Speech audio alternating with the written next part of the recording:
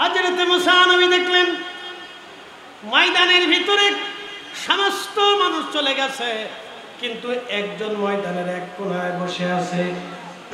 হযরত মুসা আলাইহিস সালাম ধীরে ধীরে হেঁটে হেঁটে তার কাছে গেলেন, যা দেখলেন এক অন্ধ চোখে দেখে না, সে এক ময়দানের কোণায় বসে আছে।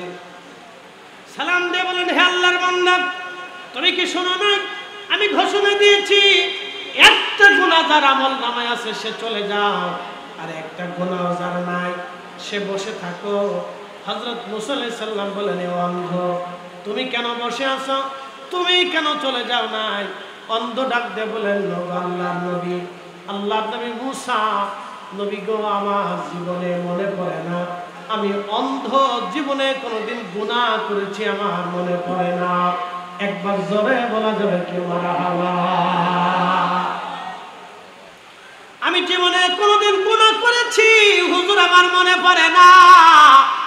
জীবনে কোনোদিন গুনাহ করেছি আমার মনে পড়ে না। তবে হুজুর আমি একটা ভুল করেছিলাম, যদি গুনাহ হয়ে থাকে তাহলে আমি চলে যাব, আমি বসে থাকবো না। কি ভুল করছিলাম বলো? বলে, হুজুর আমি যাইতেছিলাম রাস্তা দিয়া, সদর রাস্তার পাশে একটা বাড়ি ছিল, ওই বাড়ির যে সদর দরজা ছিল ওই দরজাটা খোলা ছিল। নবী মুসা, এই দরজা খোলা থাকার কারণে আমি রাস্তা দিয়ে হেঁটে যাওয়ার সময় আমি বাড়ির ভিতরে আমার চোখের নজর চলে গেল। দরজা খোলা থাকার কারণে আমার নজরটা অন্দর মহলে এক বেগানা নারীর প্রতি আমার চোখ চলে গেল। এক বেগানা নারীর প্রতি চোখটা চলে যাওয়ার পরে নবী মুসা, আমি আমার চোখটাকে ফিরিয়ে নিলাম। চোখটাকে ফিরিয়ে নিয়ে চোখকে ডাক দিয়ে বললাম, চোখ, তুই আজকে আমাকে এক বেগানা নারীর দিকে ফিরিয়ে নিলি, আজকে আর তোকে আস্ত রাখবো না। ওগো নবী মুসা, আমি আমার নিজের হাতে চোখ নষ্ট করে ফেললাম, আমি অন্ধ হয়ে গেলাম, ক্ষুধার ভয়ে, আল্লাহর ভয়ে আমি অন্ধ হয়ে গেলাম।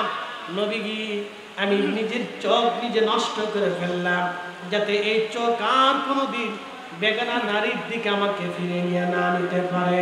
আমি আল্লাহর ভয়ে নিজের চোখ আমি নষ্ট করে ফেললাম। মুসা গো, যদি অপরাধ হয়ে থাকে, গুনাহ হয়ে থাকে, তাহলে আমি চলে যাব, আর যদি গুনাহ না হয় নবী মুসা আমি আপনার সাথে আর বসে থাকব। একবার জোরে বলা যাবে কি মারহাবা?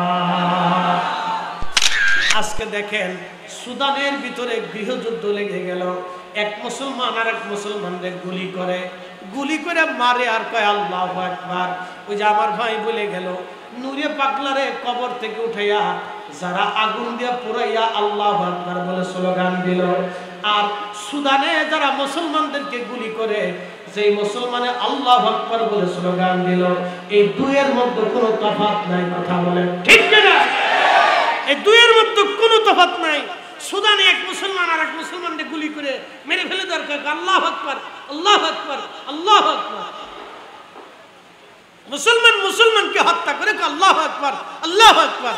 আর নূরে পাগলারে কবরের ভিতর থেকে উড়াইয়া আগুন দিয়ে পুরাই আল্লাহু আকবার, আল্লাহু আকবার।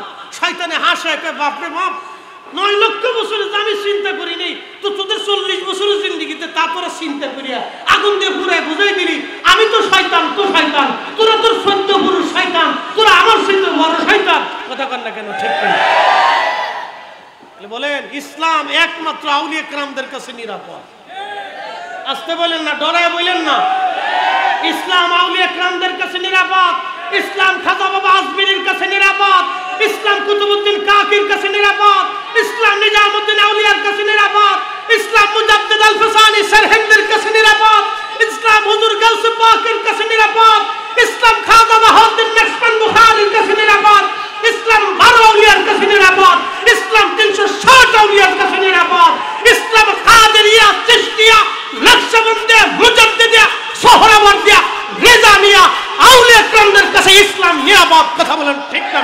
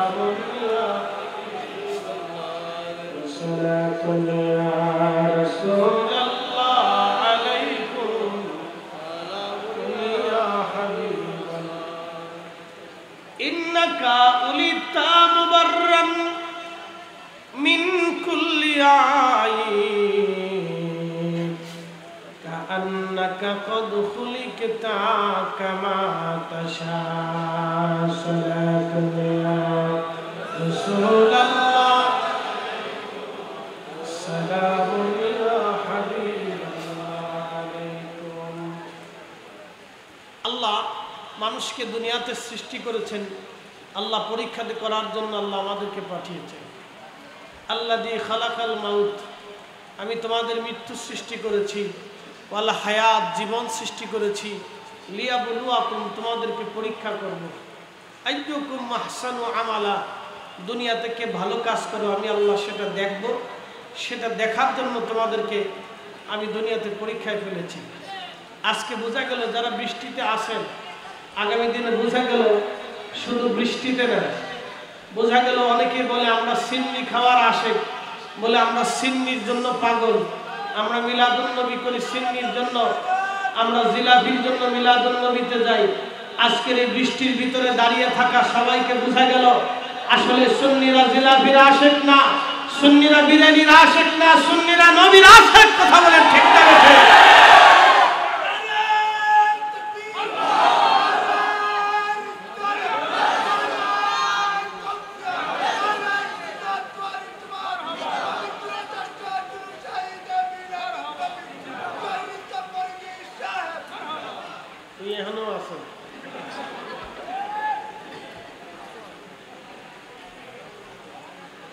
চোখ কানা কিন্তু দিল কানা না ঠিক কি না বোঝা গেল সুন্নিরা বৃষ্টিতেও যদি থাকে তাহলে বোঝা গেল আগামী দিন মাঠেও থাকবে ঠিক কি না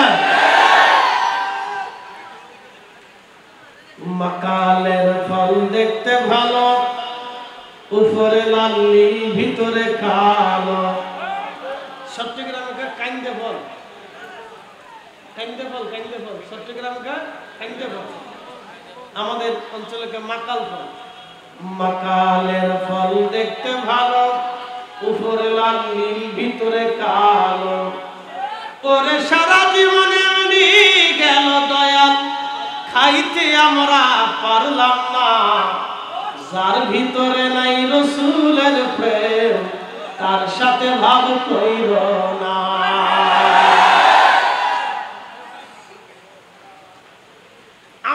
জিলাপির আশিক বলে ভালো করে ক্যামেরা ঘুরে দেখেন না এই জিলাপির আশিক না এই বৃষ্টির ভিতরে সুন্নিরাই প্রমাণ করেছে বৃষ্টির ভিতরে দাঁড়িয়ে থাকলে সুন্নিরাই থাকে কথা কর না কেন ঠিক না বেঠে আমি ঠাকুরগাঁয়ে গত অক্টোবরের 3 তারিখ মাহফিলে এরকম বৃষ্টির ভিতরে হাজার হাজার মানুষ ঠাকুরগাঁয়ের ভিতরে দাঁড়িয়ে ছিল গত বছরে আমি রাজশাহীর মাহফিলে এইরকম বৃষ্টির ভিতরে হাঁটু বৃষ্টির ভিতরে দাঁড়িয়ে হাজার হাজার আশিকে রাসূলুল্লাহ হাজার হাজার ওলি প্রেমিকরা দাঁড়িয়ে বৃষ্টির ভিতরে মাহফিল শুনেছে আমি সেই দিনে বলেছি আজকে পটিয়ার জমিনেও আমরা দেখেছি বৃষ্টির ভিতরে এরা পালিয়ে যায় নাই এর অর্থ হচ্ছে আগামীতে আহলে সুন্নাত ওয়াল জামাতে রাসূলের ইশকে শুধু বৃষ্টি না আমরা বুলেটের সামনে দাঁড়াইতে প্রস্তুত আছি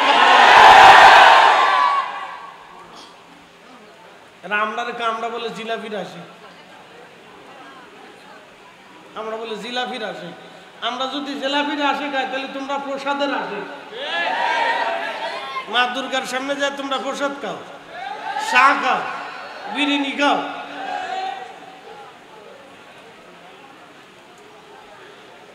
ولنبلونكم بشيء من الخوف والجوع ونقص من الأموال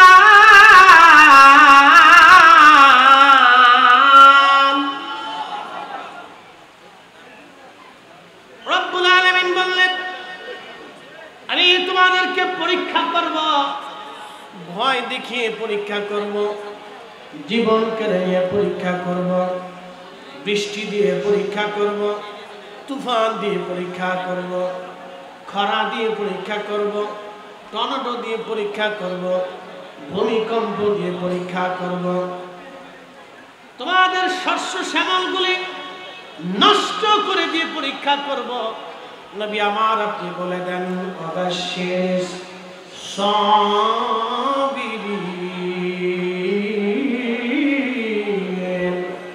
এই সময় যারা সবর করবে, ধৈর্য ধারণ করবে, আমি আল্লাহর পক্ষ থেকে তাদের জন্য একটা সুসংবাদ আছে। কি সুসংবাদ?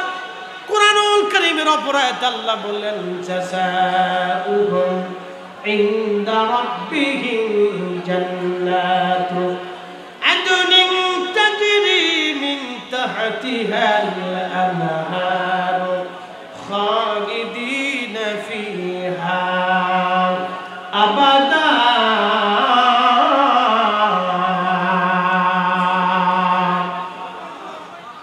কখনো তোমাকে যদি ভুলি, হেদায়েতের আলো জ্বেলে নিউ কাছে তুলি, কখনো তোমাকে যদি ভুলি,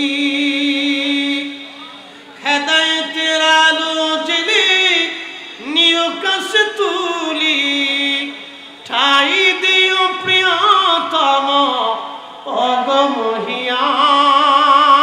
অগমহিয়ান, তুমি রহমান তুমি মেহেরবান। অন্ধ গাহে না শুধু তোমারি গুণগান, অন্ধ গাহে না শুধু তোমারি গুণগান, বুঝেও বুঝে না তবু শান, তুমি রহমান তুমি মেহেরবান। সালাতুন ইয়া রাসূলুল্লাহ,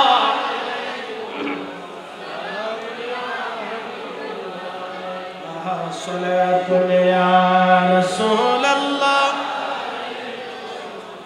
সালামুন ইয়া হাবিবাল্লাহ। বন্ধুগণ আমার, আজকের মাহফিল আল্লাহর পক্ষ থেকে অনেক বড় পরীক্ষা, আমরা পরীক্ষায় পাশ করলাম। ভাইরা আমার, খুব মনোযোগ দিয়ে শুনে যাবেন। আল্লাহর নবীজি কোন এক পাশ দিয়ে যাচ্ছিলেন, সাহাবীরা বসে বসে মাহফিল করতেছিলেন। নবীজি জিজ্ঞেস করলেন সাহাবীরা, রে মা জালাসনাকুম, তোমরা এইখানে তোমরা এইখানে কেন বসেছ? সাহাবীরা বলেন ইয়া রাসূলুল্লাহ, এখানে আমরা আল্লাহকে ডাকি, ওয়া নাহমাদুহু, আল্লাহর প্রশংসা গুণ কীর্তন আমরা করতেছি। আল্লাহর নবী বললেন তোমরা কেন এখানে বসেছ?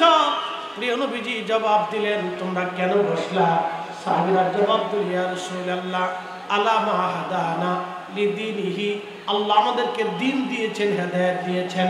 ওয়া মান্না আলাইনা বিকা, আপনি নবী নামক মহা নিয়ামত আল্লাহ আমাদেরকে দিয়েছেন। আপনি নবী পাইয়া, দ্বীন পাইয়া, ঈমান পাইয়া, আকীদা পাইয়া, বিশ্বাস পাইয়া, আপনি নবী পাইয়া, কুরআন পাইয়া আমরা আল্লাহর শুকরিয়া সুবহানাল্লাহ, আল্লাহকে ডাকতেছি। ওয়া নাহমাদুহু, আল্লাহর প্রশংসা করতেছি। নবীজি ডাক দিলেন, আরে সাহাবীরা, তোমরা কি শুধু এই জন্য বসেছ নাকি অন্য কোনো উদ্দেশ্য তোমাদের আছে? তোমরা কসম করে বলো। সাহাবীরা বলেন ইয়া রাসূলুল্লাহ, আল্লাহর কসম করে বলি ভিন্ন কোনো উদ্দেশ্য আমাদের এখানে নাই। আমরা শুধু আপনাকে পাওয়ার কারণে, দ্বীন ঈমান পাওয়ার কারণে আমরা এখানে মাহফিল সাজাইলাম। আল্লাহর নবী বললেন সাহাবীরা, তোমাদেরকে অবিশ্বাস করতেছি না, তোমাদেরকে আমি অস্বীকার করতেছি না, সন্দেহ করতেছি না। সাহাবীরা রে, ফাতানি জিবরিল আলাইহিস সালাম, জিবরাইল আমার কাছে আসলেন, আমার কাছে এসে জিবরাইল আমার কাছে খবর দিয়ে গেলেন। ফাখবিরিনি, জিবরিল আমার কাছে খবর দিয়ে গেলেন তোমাদের এই দৃশ্যখানা দেখার পরে, এই মাহফিলখানা দেখার পরে আল্লাহ এত খুশি হয়ে গেলেন। ইউবাহিমুকুমুল মালায়েকা, আল্লাহ तमाम ফেরেশতাদের সামনে তোমাদেরকে নিয়ে আল্লাহ হুঙ্কার করতেছে। আজকের মাহফিল নিয়ে আমার আল্লাহ ফেরেশতাদের সামনে হুঙ্কার করে। একবার জোরে বলা যাবে কি মারহাবা। এই জন্য পটিয়াবাসী আমি বলেছি আপনারা পরীক্ষায় পাস। বলে হুজুর কেন পাস? আজকের এই মাহফিলখানা দেখে আমার রব ফেরেশতাদেরকে ডাক দিয়ে বলে, এ ফেরেশতারা, আমি যখন বলেছিলাম ইন্নী জাইলুন ফিল আরদি খলিফা, দুনিয়াতে আমি আল্লাহ খলিফা পাঠাবো, আমার প্রতিনিধি পাঠাবো, তোমরা সেই দিন ভেটো দিয়ে বলেছিলে আল্লাহ আপনি এমন খলিফা কি পাঠাবেন? ক্বালু আতাজআলু ফিহা মান ইউফসিদু ফিহা ওয়া ইয়াসফিকু দিমা,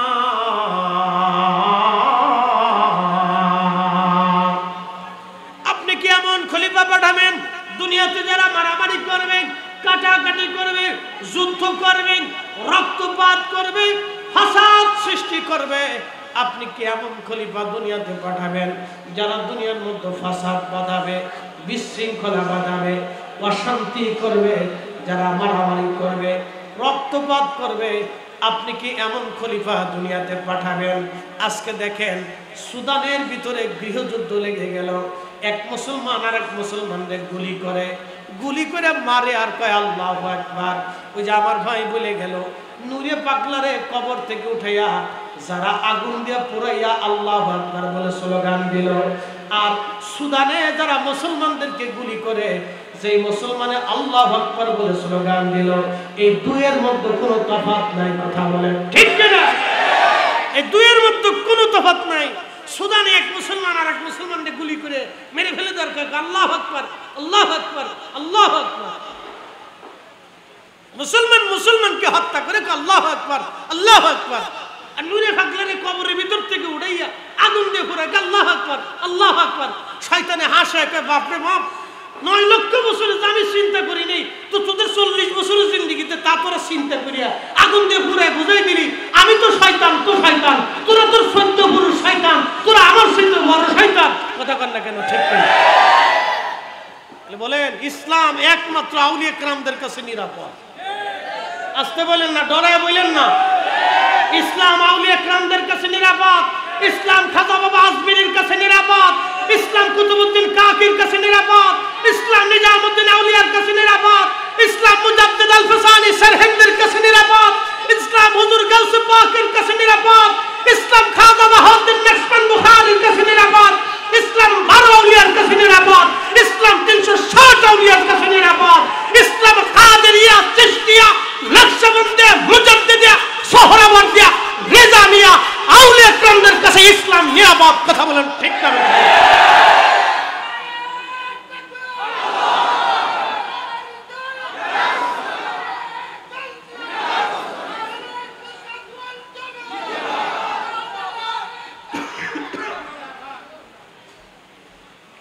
আউলিয়া কেরামদের দলে আমরা আসি না নাই? ইসলাম আসলটা ওলিদের কাছ থেকে শেখা যাবে। কথা বলেন ঠিক কিনা? আমরা উগ্রতা চাই না, আমরা মহব্বত চাই। কেউ যদি ভুল করে তাহলে আমরা তাকে সংশোধনের চেষ্টা করব। কি কথা বলেন ঠিক কিনা? তারে লাঠি দিয়ে পিটে সংশোধন করা যায় না।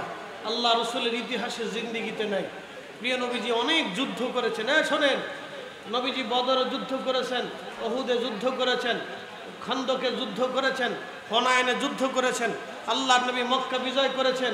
আপনি দেখেন তো নবী পাকের জিন্দিগিতে যতগুলি যুদ্ধ আছে, কয়টা যুদ্ধে মানুষ মারা গেছে, অথচ আমাদের দেশের এক গন্ডগোলেই মানুষ মারা যায়। ভাবলে আপনি গা শিহরে উঠবেন।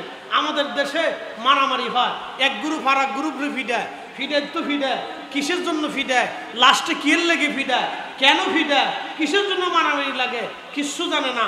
ওই যে ব্রাহ্মণবাড়িয়াতে মারামারি লাগলো, আল্লাহ মাফ করে দিক, লুডু খেলা নিয়ে ফিডে 40 জন আহত। বুঝেন? আপনি বুঝেন তো এবার? লুডু খেলা নিয়ে ফিডে 40 জন আহত। তাহলে এরা নিজেদেরকে মুসলমান কেমনে দাবি করে? এক মুসলমান আর এক মুসলমানকে ফিডাইয়া বাড়ি ঘর ভাঙ্গিয়া আগুন দিয়ে ফুরাইয়া তারপরে এক মুসলমান আর এক মুসলমানের বাড়ি দখল করে গরু নেয়, ছাগল নেয়, আলমারি ভাঙ্গিয়া সোনা দানা টাকা পয়সা চুরি করে নেয়। ওই যে চট্টগ্রামে দেখলেন বিশ্ববিদ্যালয়ের ছেলেরা গ্রামে আক্রমণ করে নিয়ে বাড়িঘর দখল করিয়া সোনা দানা টাকা পয়সা চুরি করে নিয়ে আসছে। এ ছাতা লেখাপড়া করে কি হবে? যেই লেখাপড়া করে দেয়া মানবতার শিক্ষা হয় না, যেই লেখাপড়ায় আমার ভাই নিরাপদ থাকে না, লেখাপড়া এখনো চুরি ছাত্রামি হয়, যেই লেখাপড়া আমার বোন এখানে নিরাপত্তা পায় না, যেই লেখাপড়া একটা গরিবের নিরাপত্তা হয় না, ওই লেখাপড়া দিয়ে আমাদের রাষ্ট্রের কোনো উপকার হবে না। কথা বলেন ঠিক না? না, ওই লেখাপড়া কোনো 4 পয়সা দাম নাই। এই যে আমি সোলা কলা, আড্ডা কলা, নেড্ডা কলা, আমি বুড়া আঙ্গুল দেখাই দিয়ে গেলাম, এই লেখাপড়ার 4 পয়সা মূল্য নাই। আমার দেশের কোনো 4 পয়সাও দাম নাই, কোনো মূল্য নাই। না হবে গরিবের উপকার, না হবে দিন মজুরির উপকার, না হবে ভিখারির উপকার, না হবে অসুস্থতার উপকার, না হবে আপনার কি বলে এই অভুক্ত লোকের উপকার, না হবে অসুস্থ লোকের উপকার। এখন বাংলাদেশের পরিস্থিতি এমন ভাবে দাঁড়াইছে যে একজন যদি চিৎকার করে মরেও যায়, তারপরে মানুষ তার পাশে যা জিজ্ঞেস করে না তুমি কেন চিৎকার করো। এইভাবে যদি চলতে থাকে তাহলে আগামীর দিন অন্ধকার আমাদের জন্য। উপস্থিতি এই জন্য ইসলাম আউলিয়া কেরামদের কাছে নিরাপদ ছিল, খাজা বাবা আজমিরির কাছে নিরাপদ ছিল। শুধু নিরাপদ না, এমন নিরাপত্তা দিয়েছিলেন সেই দিন কোনো মুসলমান ছিল না, মাদ্রাসা ছিল না, মসজিদ ছিল না, সেমিনার ছিল না, মঞ্চ ছিল না, খতমে বুখারী ছিল না, খতমে কোরআন ছিল না, আজান ছিল না, কিচ্ছু ছিল না। খাজা বাবা আজমিরি কি ওয়াজ করলেন সেই দিন, একা একা, একজন না, দুইজন না, 90 লক্ষ মানুষকে কালেমা পড়িয়েছিলেন। অতএব খাজা বাবা গাঁজা খাবা বইলা যারা ওয়াজের মঞ্চে উঠছে এই সমস্ত কথা বলবে, জুতা দিয়ে বাইরে এই সমস্ত বক্তাদেরকে মঞ্চ থেকে নামাইতে হবে। কথা ক্লিয়ার না ভেজাল আছে? একবারে পরিষ্কার, পরিষ্কার বাক্য। ইতিহাস যে জাতি ভুলে যায় সে জাতির আগামীর পথ চলা নষ্ট হয়ে যায়। যে জাতি তার ইতিহাস ভুলে ইতিহাসকে অস্বীকার করে সে জাতি আগামীর দিন অন্ধকারে নিমজ্জিত হয়। ইতিহাস থেকে জাতিকে শিক্ষা নিতে হয়। কথা বলেন ঠিক কিনা? আমরা আমাদের ইতিহাস নষ্ট করে ফেলতেছি, ধ্বংস করে ফেলতেছি ইতিহাস। আমাদের ইতিহাস আমরা ভুলে গেছি। আমরা আউলিয়া কেরামদের ইতিহাস ভুলে গেছি, তাদের ত্যাগের কথা ভুলে গেছি। শোনেন, আল্লাহ রাব্বুল আলামিন আমরা বুলন্দ নসিব যে আল্লাহ আমাদেরকে আহলে সুন্নাত ওয়াল জামাত উপহার দিয়েছেন। কথা বলেন ঠিক না ঠিক? আল্লাহ তৌফিক দিকে এই পথে চলার সকলে বলেন আমিন। বলছিলাম আজকে আমাদের জন্য পরীক্ষা, পরীক্ষায় পাস। ফেরেশতারা ডাক দিল ইন্নী জাইলুন ফিল আরদি খলিফা। আল্লাহ বলেন দুনিয়াতে খলিফা পাঠাবো। আমরা সবাই আল্লাহর খলিফা। একসাথে বলেন কার খলিফা? জোরে বলেন কার খলিফা? কিন্তু মসজিদে জুতা চুরি করি। খলিফা কার? ভালো করে বুঝেন। এখনো বাংলাদেশের মসজিদ থেকে জুতা চুরি বন্ধ হয় নাই। আস্তে কোনকে জোরে বলেন, মসজিদ থেকে জুতা চুরি বন্ধ হয় নাই। তার মানে বুঝেন, যেই দেশের মসজিদ থেকে জুতা চুরি হয় সে দেশের একবারে ব্যাংক থেকে নিম্ন পর্যন্ত, পিএন পর্যন্ত কত জায়গায় যে চুরি হয় তার কোনো হিসাব কিতাব নাই। বুঝতে পারছেন? মসজিদ থেকে জুতা চুরি হয়। প্রিয় উপস্থিতি হাজিরিন, আমরা আল্লাহর খলিফা। আশ্চর্য হলো, কথা বলে সত্য, আপনারা শুনে যাবেন। আমরা খলিফা আল্লাহ। ইন্নী জাইলুন ফিল আরদি খলিফা। আমরা আল্লাহর খলিফা, আমরা রবের খলিফা, আল্লাহর খলিফা। আদর করে আল্লাহ আমাদেরকে সৃষ্টি করলেন। রব্বুল আলামিন অনেক আদর করে আমাদেরকে বানাইলেন। আমাদের মতো এত আদর করে আমার রব, আমার আল্লাহ কোনো জাতি সৃষ্টি করেন নাই। যতটা আদর আল্লাহ আমাদেরকে করে সৃষ্টি করেছেন, কোনো জাতিকে আল্লাহ বানান নাই। জিনদের ব্যাপারে আল্লাহ খলিফা বলেন নাই, ফেরেশতাদের ব্যাপারে আল্লাহ খলিফা বলেন নাই, কিন্তু মানবের ব্যাপারে আল্লাহ বলেছেন ইন্নী জাইলুন ফিল আরদি খলিফা। আমাদের দেশের বহু হাজিরা হজে চলে যায়। হজে যাওয়ার পরে আরাফাতের ময়দানে যায়। আরাফাতে অবস্থান করার পরে মাগরিবের সূর্য ডুবার পরে আরাফাত থেকে মাগরিবের নামাজ না পড়ে হাজিরা মুজদালিফার দিকে রওনা হয়ে যায়। মুজদালিফার দিকে রওনা হয়ে যাওয়ার পরে হেঁটে হেঁটে হাজিরা আরাফাত থেকে মুজদালিফা আসেন। মুজদালিফায় বিশ্রাম করেন। এশা এবং মাগরিব একসাথে নামাজ পড়েন। এরপরে কিছু সময় বিশ্রাম করার পরে মুজদালিফায় এই আপনি ফজরের নামাজের সময় ঘুম থেকে উঠে ওযু করে আবার ফজরের নামাজ পড়ে হাজিরা রওনা করে হাঁটতে শুরু করে। হেঁটে হেঁটে মুজদালিফা থেকে হাজিরা মিনার পাশ দিয়ে জমারাতে শয়তানকে পাথর মারার জন্য হেঁটে হেঁটে আসে। শয়তানকে পাথর মারার জন্য হাজিরা হেঁটে আসে। শয়তানকে যখন হাজিরা পাথর মারার জন্য আসে, ঠিক তখন শয়তান দূরে দাঁড়ায় দাঁড়ায় শয়তান দেখে হাজিরা পাথর মারার জন্য জমারাতে যায় শয়তানকে পাথর মারার জন্য। ঠিক শয়তান তখন দূরে দাঁড়ায় দাঁড়ায় দেখে আমাকে কে কে পাথর মারার জন্য আসে। তখন শয়তান দেখে এক হাজি আমারে পাথর মারার জন্য আসে। এই হাজি সুদ খায়, সুদে হাজি। বুঝেন, সারা জীবন সুদ খাইয়ে হাজি গেছে শয়তানরে পাথর মারার জন্য। দূরে দাঁড়ায় শয়তান হাসে, কয় বাপরে বাপ, তুই শয়তান, আমি শয়তানরে পাথর মারার লেগে আইছো। তুই সুদ খাস, তুই শয়তান, বড় শয়তান, তুই আমার এই সুদ পাথর মারার লেগে। শয়তান হাসে, কয় বাপরে বাপ, আমি 9 লক্ষ বছরের সিটারি করি নাই, আর হেতা 60 বছরের জীবনে যত সিটারি করছে। ও সুদ করে হাজি আমার এইছে পাথর মারার লেগা, ও ঘুষ করে হাজি আমার এইছে পাথর মারার লেগা। শয়তান হাসে, কয় বাপ, তোর মতো সিটার আমি দুনিয়া তার দেখি নেই। কি কথা কন, জোরে বলেন। শয়তান হাসে, কয় সুদে হাজি আমার পাথর মারতে আইছে, ঘুষি হাজি আমার পাথর মারতে আইছে। ও বনের জমি বুঝাই দিছে না এখনো, অন্যের জমি মাইরে খাইতেছে, ও আমার এসে পাথর মারার লেগে। শয়তান হাসে, কবাব, তুই কত বড় সিটার রে, তুই অনেক বড় শয়তান, তুই আইছিস আমার পাথর মারার লেগে। এবার বুঝেন কোন শয়তানরে পাথর মারতে হবে। আমরা শুধু যাইয়া হজ থেকে চলে আসি, ওই খাম্বার গুরাত যাইয়া পাথর মেরে মনে করছি শয়তানকে খুব মারা মারছি। আসলে মূলত আমাদের নফস শয়তানকে আগে পাথর মারার দরকার। কথা বল না, ঠিক কিনা? আমাদের নফস শয়তানকে আগে পাথর মারতে হবে। কুল আউযু বিরাব্বিন নাস মালিকিন নাস ইলাহিন নাস মিন শাররিল ওয়াসওয়াসিল খান্নাস আল্লাযী ওয়াসওয়িসু ফি সুদুরিন নাস মিনাল জিন্নাতি ওয়ান নাস। আমাদের অন্তরের ভিতরে যে শয়তানি ধোঁকা দেয়, খান্নাস, এই শয়তান থেকে পাথর মারার দরকার আগে। যদি আমরা একে পাথর মারতে পারতাম তাহলে আমার দেশের কোনো ক্ষুধার্ত থাকতো না, আমার দেশের কোনো ভিখারি থাকতো না, আমার দেশের কোনো অভাবী থাকতো না, আমার দেশের কোনো অসুস্থ থাকতো না, আমাদের দেশের কোনো এই যে মামলা হামলা আমাদের দেশে থাকতো না। আমরা যদি নফস শয়তানকে পাথর মারতে পারতাম তাহলে আজকে ওই দিনাজপুরের ভাগাড়ে একজন ক্ষুধার্ত পাগল না খেয়ে আজকে মারা যেত না। কথা বলেন ঠিক কিনা? দিনাজপুরে ভাগাড়ে এক অসুস্থ পাগল ক্ষুধার্ত না খেয়ে মরে গেল।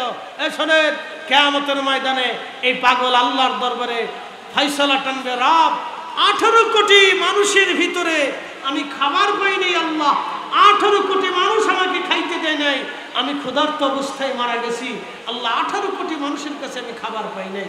আপনি বুঝেন আমরা কতটা এখনো নিম্নতার ভিতরে আছি। এই যে সভা হয়, সেমিনার হয়, ওয়াজ হয়, জুমার দিনে ইমাম সাহেবরা ওয়াজ করে, মানুষকে বুঝায়, তারপরে মানুষের কোনো পরিবর্তন হয় না, চেঞ্জ হয় না, মানুষ এখনো বুঝে না। আল্লাহ রাব্বুল আলামিন এই জাতিকে বুঝার তৌফিক নসিব করুন, সকলে বলেন আমিন। আমরা এখনো বুঝি না যে আমরা মানুষই হতে পারি না। মানুষ হইয়া ভবেতে আসিয়া মানুষের করিলাম কি, আমি নবী না মানিলাম কি যে ভুল করিলাম, আমি নবী না মানিলাম কি যে ভুল করিলাম, ভস্মে ঢালিলাম ঘি, মানুষ হইয়া ভবেতে আসিয়া মানুষের করিলাম কি।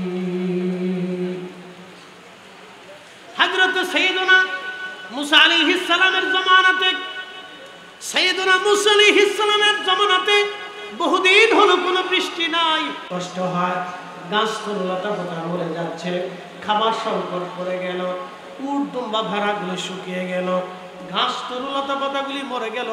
আরবের জমিনে বৃষ্টি না হলে ঘাস তরুলতা পাতাগুলি মরে যায়।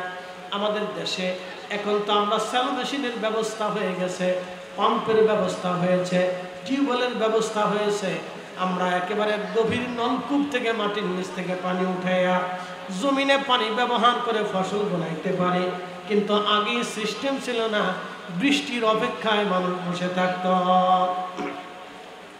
বহুদিন হলো মিশরে বৃষ্টি নেই, বৃষ্টির অভাবে মানুষের বড় কষ্ট হচ্ছে। মিশরবাসীরা হযরত মুসা কালিমুল্লাহর কাছে এসে বললেন, আল্লাহর নবী মুসা, বৃষ্টি হয় না, আপনি আমাদের জন্য দোয়া করে দেন যাতে আমরা বৃষ্টি পাই।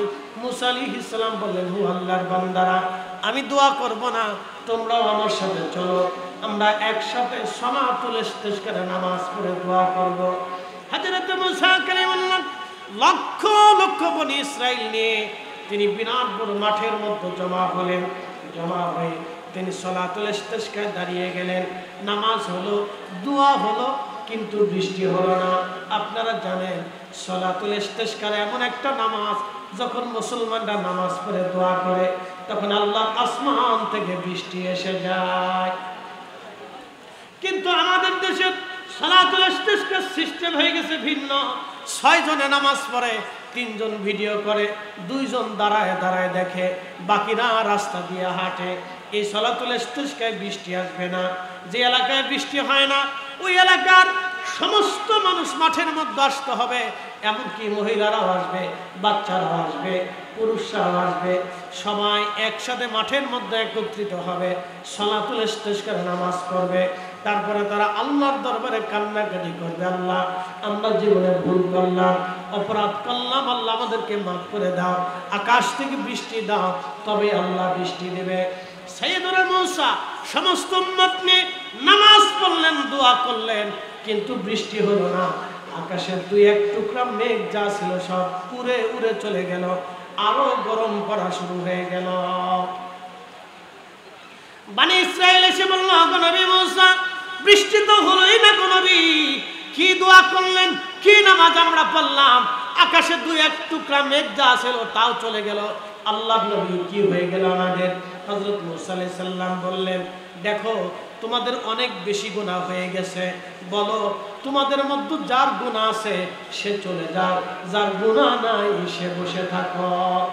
এইভাবে দেখা গেল মাঠের মধ্যে লক্ষ লক্ষ মানুষের ভিতরে 80% মানুষ চলে গেল, মাত্র 20% মানুষ বসে আছে। সাইয়েদুনা হযরত মুসা কালিমুল্লাহ আবার তিনি 20% মানুষ নিয়ে নামাজে দাঁড়িয়ে গেলেন। সালাতুল ইস্তিসকা হলো, আবার দোয়া হলো, কিন্তু বৃষ্টি হয় না, আরো গরম পড়া শুরু হয়ে গেল, সূর্যের তাপ আরো বেড়ে গেল। উম্মতেরা এসে বলল, আল্লাহর নবী কি দোয়া করলেন, বৃষ্টি হলো না। হযরত মুসা কালিমুল্লাহ বললেন, ও আমার উম্মত, তোমাদের গুনাহ একেবারে বেশি হয়ে গেছে, বলো তোমরা বলো, তোমাদের জীবনে একটা মাত্র গুনাহ যে করছো সে চলে যাও, একটা গুনাহ জীবনে যে করো না সে বসে থাকো। একসাথে বলবেন আল্লাহু আকবার। হয় না? আরো জোরে বলেন, আরো জোরে। বাংলাদেশের মানুষের গুনাহ কি কম না বেশি? কত বেশি? এরা মসজিদের জায়নামাজে বসে মিথ্যা কথা কয়। কে আসতে কোন কে জোরে বলেন? মসজিদের জায়নামাজে বসে মিথ্যা কথা বলে, নামাজ পড়ে মসজিদ থেকে বের হইয়া ওজনে কম দেয়, কথা বল না কেন? এরা নামাজ পড়ে দোকানে বাকি খাইছে, জীবন আর ফেরত দেয় না। ব্যবসায়িক ভাইদের উদ্যোগে আজকের মাহফিল, এই ব্যবসায়িক ভাইদের কাছে জিজ্ঞেস করেন জীবনে কত টাকা বাকি আছে, এখনো ঠিক মতো পাওনা পায় না। এই যে হাল খাতা দেয় তারপরেও ঠিক মতো টাকা ফেরত দেয় না। হেতে আবার নামাজের সেজদার মধ্যে করে সুবহানা রব্বিল আলা দোয়া করে, আল্লাহ মাফ করে দাও, শয়তান হাসে কে উড়ে সিটা, তুই এখনো পর্যন্ত দোকানের বাকির টাকা ফেরত দিস নি, তুই মসজিদে ওই আল্লাহর সাথে তাল বিতল করতেছ, তুই তো আমার সাথে বড় সিটা। ওয়াজ শিখে যা, ওয়াজ শুনে যা, আসল ওয়াজ আমরা নাই, সুন্নত যেটা আসল সেটার ভিতরে নাই। পাঞ্জাবি গাই দিয়ে, জুব্বা গাই দিয়ে, ফাগরি মাথায় দিয়ে, মালের ভেজাল দেয়, ওষুধে খাবারে আপনার ফলের ভিতরে ফরমালিন দেয়। কালকে ভোক্তা অধিদপ্তরের এক ভিডিওর ভিতরে দেখলাম একজনের মাথায় টুপি, আরেকজনের মুখের ভিতরে দাড়ি, সুন্দর চেহারা, মাথার ভিতরে সুন্দর টুপি, সাদা দাড়ি, সে ওই আপনার খাবারের ভিতরে রং মিশায়, রং রং রং রং মিশিয়ে খাবার রং করে। ফ্রুট মিক্স বুঝছেন নি আপনারা?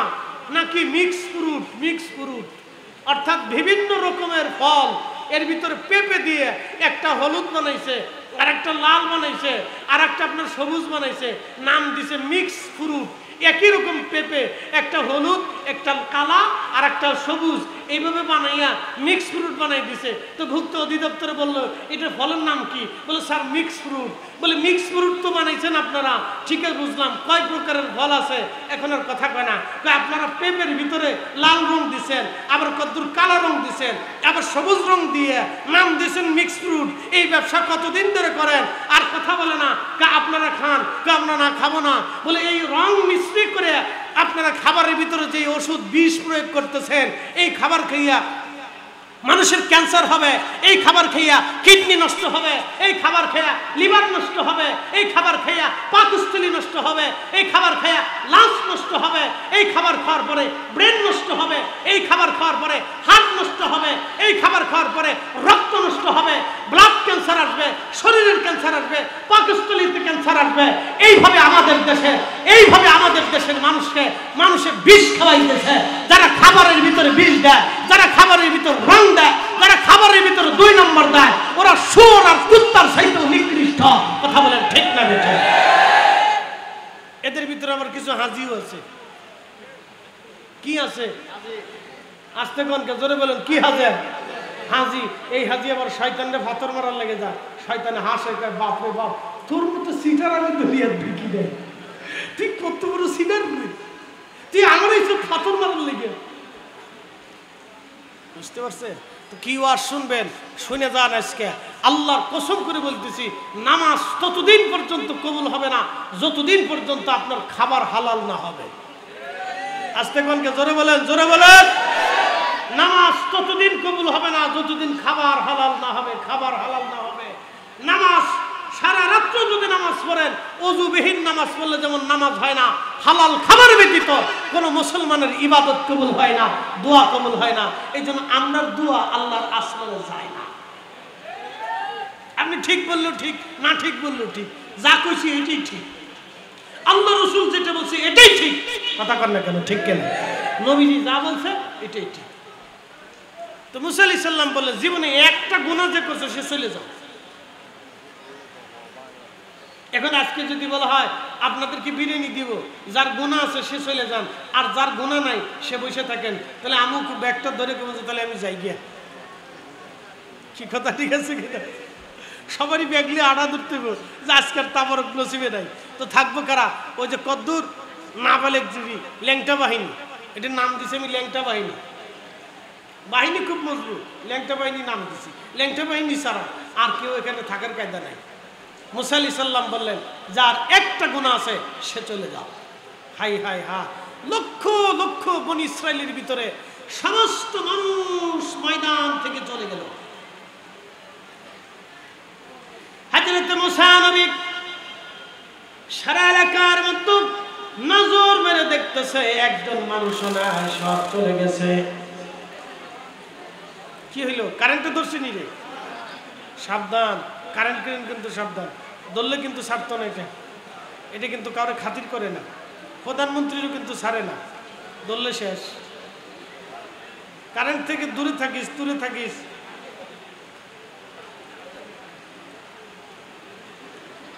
একসাথে কেন আল্লাহু আকবার। আপনারা আসেন না? ঠান্ডা হয়ে গেছেন কেন? আর না তকবীর দেওয়া লাগবে না, দাঁড়া দাঁড়া দাঁড়া দাঁড়া।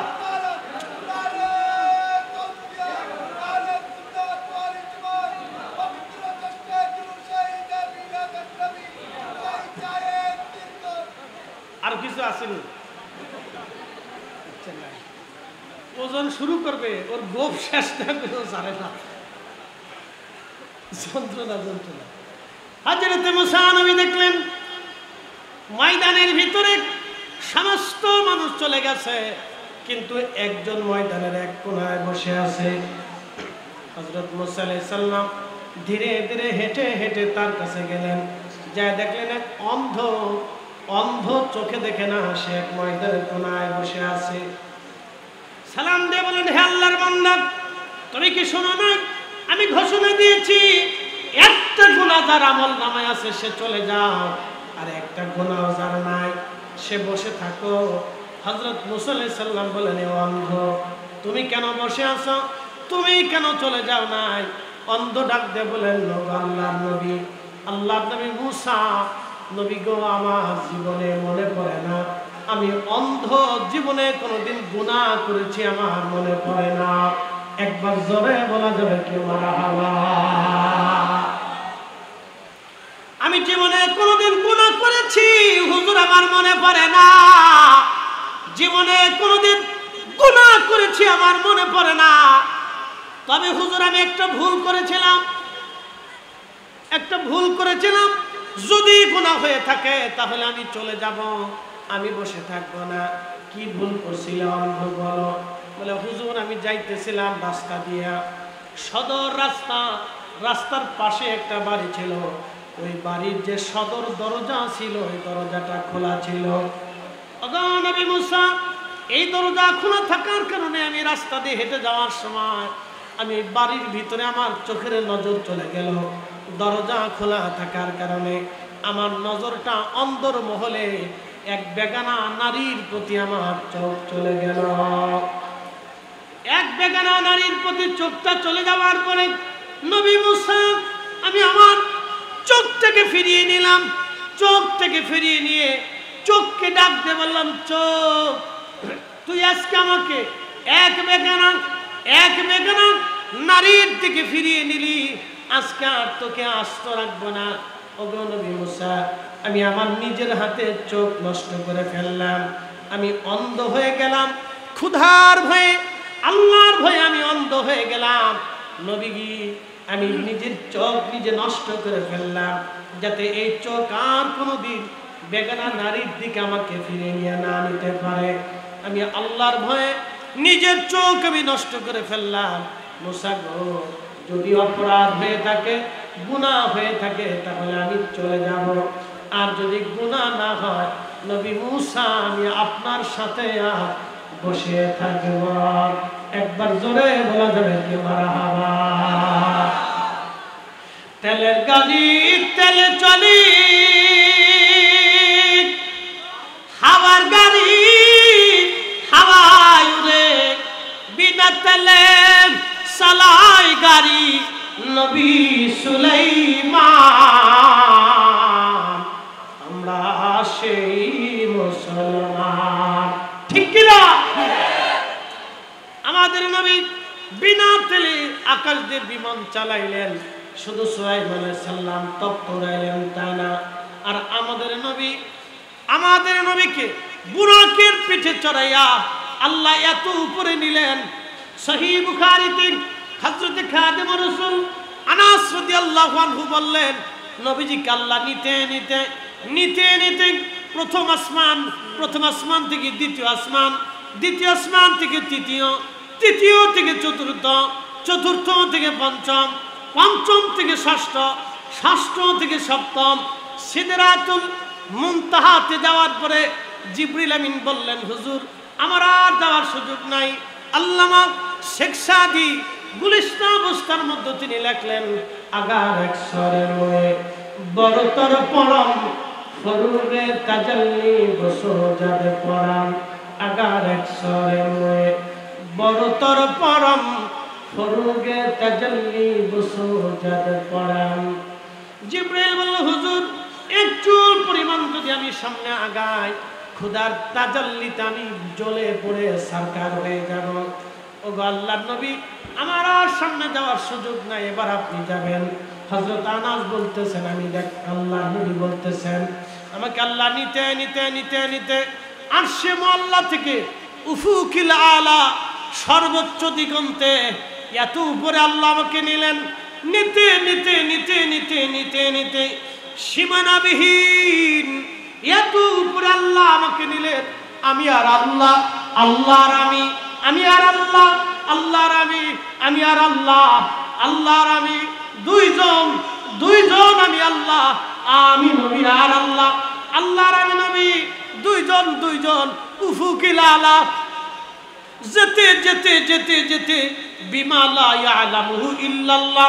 নবীজি বললেন আমার উম্মতেরা এর সীমানা আল্লাহ ছাড়া কেউ জানে না, এর সীমানা আল্লাহ ছাড়া কেউ জানে না। মেরাজের রাতে আল্লাহ আমাকে এত উপরে নিলেন, এত উপরে নিয়ে চলে গেলেন, এত উপরে নিয়ে চলে গেলেন। বিমা লা ইয়ালামুহু ইল্লাল্লাহ, সীমানা আল্লাহ ছাড়া কেউ জানে না। জিবরাইলও জানে না, মিকাইলও জানে না, ইসরাফিলও জানে না, আজরাইলও জানে না, ফেরেশতাও জানে না, মানবও জানে না, জিনও জানে না, শুধু জানে আল্লাহ। কত উপরে নিলেন তাও জানে আল্লাহ, কত উপরে নিলেন তাও জানে আল্লাহ। নবীজি বললেন এত উপরে আল্লাহ নিলেন, এর সীমানা আল্লাহ ছাড়া কেউ জানে না। আমরা সেই নবীর উম্মত, চিৎকার মেরে জোরে বলেন না ইয়া রাসূলুল্লাহ। আমরা সেই নবীর উম্মত যাকে নিতে নিতে নিতে নিতে এত উপরে নিয়েছিলেন। বিমা লা ইয়ালামুহু ইল্লাল্লাহ, সীমানা নির্ধারণ করা নাই, এত উপরে আল্লাহ নিয়ে চলে গেলেন। হায় হায়, আমরা এত দামি নবীর উম্মত। আল্লাহ বলেন ইন্নী জাইলুন ফিল আরদি খলিফা, তোমরা আমার খলিফা। আমরা আল্লাহর খলিফা হতে পারি নাই। বলে হুজুর আল্লাহর খলিফা হতে হলে কি করতে হবে? আল্লাহর খলিফা হতে হলে সর্বপ্রথম আপনাকে আকাইদে আহলে সুন্নাত ওয়াল জামাতে আসতে হবে। 2 নম্বরে আপনার দিলকে পরিষ্কার করতে হবে, বি কলবিন সলিম, একেবারে আত্মাকে পরিষ্কার পরিশুদ্ধ করে ফেলতে হবে যদি আপনাকে আল্লাহর খলিফা হতে হয়। কারণ মনে রাখবেন আল্লাহ পাক, আল্লাহ পাক ছাড়া কবুল করে না। আবার শুনে রাখেন আল্লাহ পাক, আল্লাহ পাক ছাড়া কবুল করে না। শয়তানকে আল্লাহ তাড়িয়ে দিলেন, ওয়া কানা মিনাল কাফিরিন বলে আল্লাহ একেবারে স্থায়ীভাবে, ওয়া কানা শব্দ দিয়ে আল্লাহ একেবারে চিরস্থায়ীভাবে শয়তানকে আল্লাহর দরজা থেকে তাড়িয়ে দিলেন। কারণ কি জানেন? শয়তান অহংকার করেছিল, অহংকার করার কারণে তার দিল নাপাক হয়ে গিয়েছিল। এই জন্য আল্লাহ বলেছিলেন আমি পাক, পাক ছাড়া আমি কোনো কিছু কবুল করি না। আমি আল্লাহর দরবারে কোনো নাপাকের জায়গা হবে না। এই জন্য যারা নেশা করে তারা নাপাক, যারা বাবা খায় তারা নাপাক, যারা মদ খায় তারা নাপাক, যারা সুদ খায় তারা নাপাক, যারা ঘুষ খায় তারা নাপাক, যারা হারাম খায় তারা নাপাক। মনে রাখবেন যারা নেশা করে তারা নাপাক, আল্লাহ তাদের কোনো কিছুই কবুল করে না। বলে কারণ কি? কবুল হতে হলে পাক হতে হবে। আল্লাহ নিজে পাক, পাক ছাড়া আল্লাহ কবুল করে না। এই জন্য গোসলে পাক হতে হয়, অজুতে পাক হতে হয় এবং কালবের মাধ্যমে পাক হতে হয়। পাক শুধু অজু করলেই শেষ হয় না, অজু অন্তরের ভিতর থেকে পাক হতে হয়। প্রিয় নবী বললেন উম্মত তোমরা ভালো করে শুনে নাও, তোমাদের বডির ভিতরে একটা গোশতের টুকরা হচ্ছে, ইদা সালুহাত সালুহাল জাসাদ, যদি এটা পবিত্র থাকে পুরা বডিটা পবিত্র থাকে, যদি সেটা পাক থাকে পুরা বডিটা পাক থাকে, যদি সেটা সুস্থ থাকে পুরা বডিটা সুস্থ থাকে।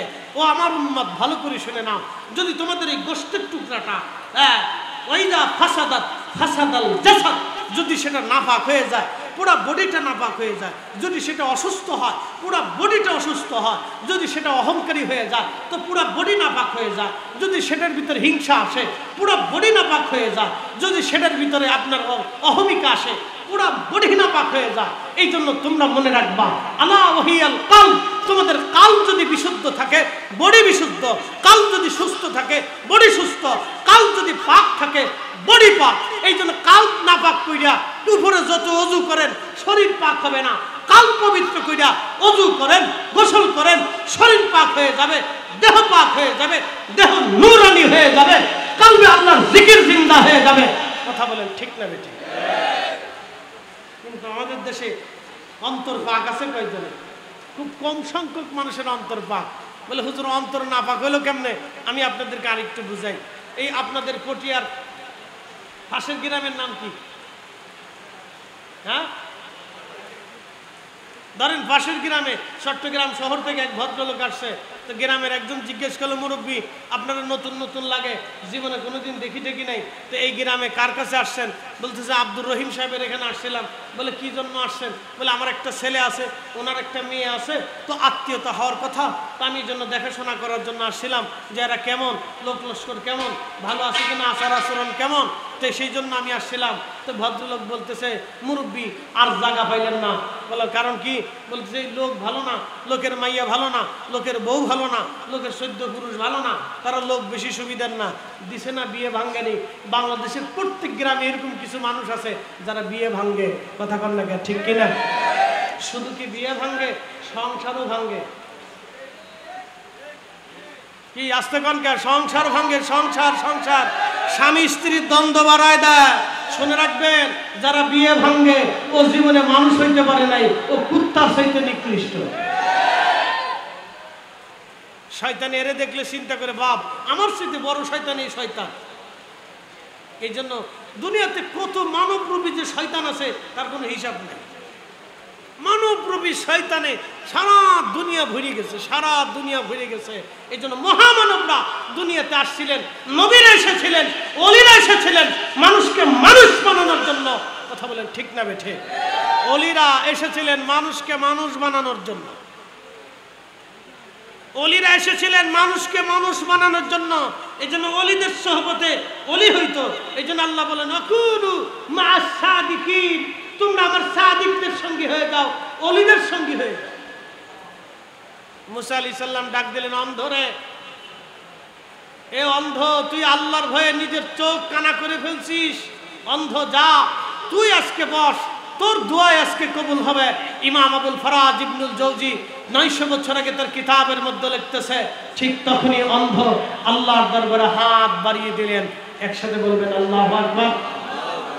হয় না? হয় না? আরো জোরে বলুন, জোরে বলুন, জোরে জোরে জোরে চিৎকার মেরে বলেন আল্লাহু আকবার। ওলিদের দোয়া কবুল হয় কি হয় না? আল্লাহ বলছেন, ওয়া ইন সাআনানি লাউতিয়ান্নাহু, হাদিসে কুদসি, ওলিরা চাইতে দেরি হবে, ওয়ালা ইস্তাআদানি লাউইদান্নাহু, আমি আল্লাহ দিতে দেরি করব না। একসাথে বললেন না মারহাবা? ওলিরা চাইতে দেরি হবে, আসতে দেরি হবে। জোরে বলেন, আসতে দেরি হবে। আমার যদি পাওয়ার থাকতো তাহলে এইখানে বসেই আমি বৃষ্টি বন্ধ করাই দিতাম, আল্লাহ আপনি এখান থেকে মেঘ সরাই নিয়ে যান। কিন্তু ভিতরে মাল নাই।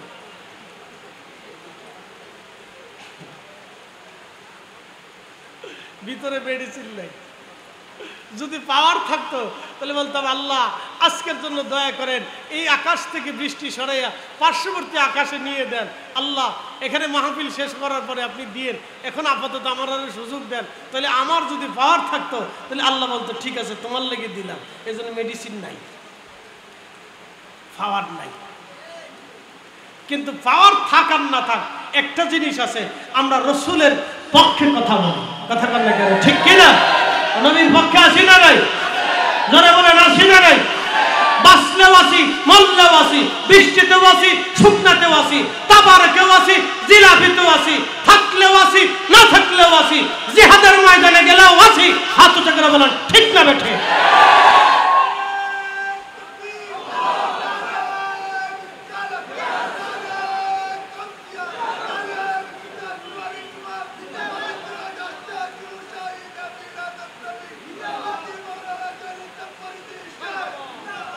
আর কিছু আসেনি?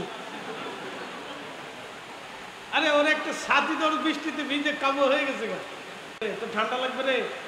এই বৃষ্টি তো সিজনের বৃষ্টি নেই, এটা আনসিজনের বৃষ্টি। জ্বর টর আসতে পারে।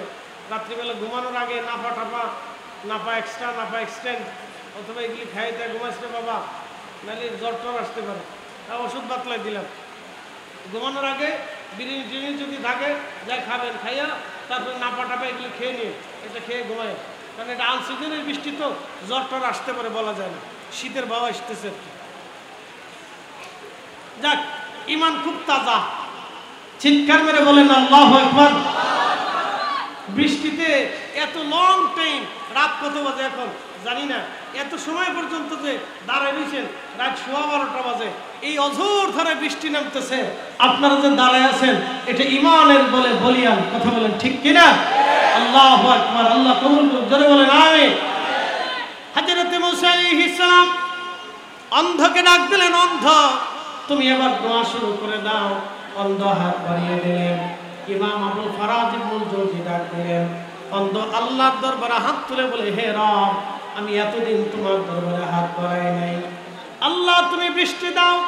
এক্ষুনি বৃষ্টি দাও। বৃষ্টি যদি না দাও রব্বুল আলামিন, তাহলে আমি তোমার দরজা থেকে হাত নামাবো না। আল্লাহ বহুদিন হলো তুমি বৃষ্টি দাও না, আল্লাহ এক্ষুনি বৃষ্টি দাও। ইমাম আবুল ফরাজ ইবনুল জাওজি লেখেন, আল্লাহর আকাশে মেঘ জমে গেল, অঝোর ধারায় বৃষ্টি নামা শুরু হয়ে গেল, অঝোর ধারায় বৃষ্টি নামা শুরু হয়ে গেল। প্রচুর বৃষ্টি নামলো, এত পরিমাণে বৃষ্টি নামলো, বৃষ্টির কারণে হাঁটু পর্যন্ত পানিতে ভরে গেল। একবার জোরে বলা যাবে কি মারহাবা। এই জন্য শোনেন, আল্লাহ যে বৃষ্টি দিছে, কেন দিছে আমরা জানি না। নুরুল ইসলাম ভাই বহুদিন, 1 বছর আগে এই কমিটি তারা আলেমুল আমাদেরকে দাওয়াত দেয়, 1 বছর আগে দেয়, 1 বছর আগেই ডেট কনফার্ম হয়, 1 বছর আগে থেকেই তারা এটা নিয়ে পরিকল্পনা করে। বিশাল এই মাহফিল 1 বছর আগে থেকেই পরিকল্পনা চলে, কিন্তু আল্লাহ বৃষ্টি দিয়ে সবাইকে পরীক্ষা করলেন। কথা বলেন ঠিক কিনা? বৃষ্টি কেন দিলেন আমি জানি না, তবে বৃষ্টি আল্লাহ দেন, বিশেষ বিশেষ কারণে আল্লাহ দিয়ে থাকেন। বৃষ্টি পাওয়ার পরে খুশি হতে হয়। নবী বললেন উম্মতরে 4 কারণে আল্লাহর আসমান থেকে বান্দার কাছে রহমত আল্লাহ পাঠা, কিন্তু বান্দা বেজার হয়ে যায়। 1 নম্বরে, কারো যদি মেয়ে জন্ম হয় তাহলে সে বেজার হয়ে যায়। ঠিক আছে না?